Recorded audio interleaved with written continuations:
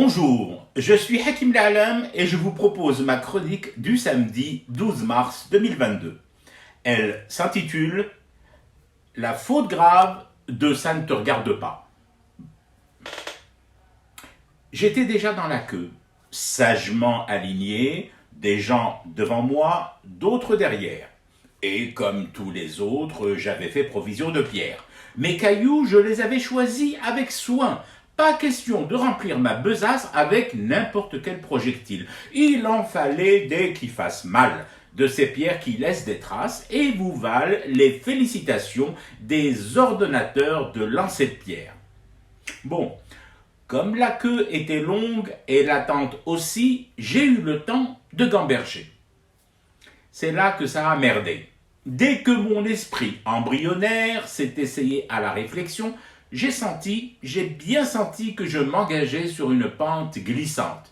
Ce qui en soi m'intriguait, vu que, munis de nos pierres, nous faisions la queue sur un terre-plein, d'une morne platitude, sans l'espoir d'une aspérité, encore moins d'une quelconque inclinaison. Que m'a dit mon cerveau balbutiant et peinant à crachouiller des bribes d'analyse sensée? Il m'a dit un truc tout bête, au fond. Il m'a demandé ce que je faisais là, avec tout ce beau monde et ces munitions caillouteuses.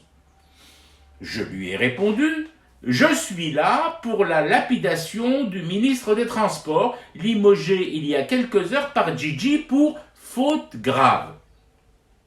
Ce crevard de cerveau attardé a eu le culot, vous vous rendez compte, de me relancer.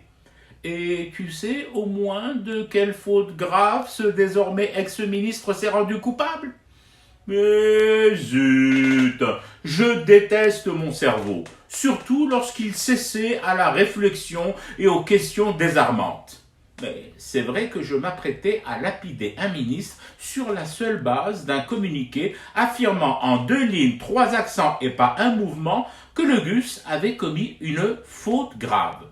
Oui, je sais qu'on tue pour moins que ça en ce moment, notamment en Ukraine, mais tout de même, lapider un gars pour faute grave sans qu'on te dise pourquoi tu dois lui bourrer la gueule de pierre et surtout, quelle est cette foutue faute, vous ne trouvez pas ça bizarre, vous?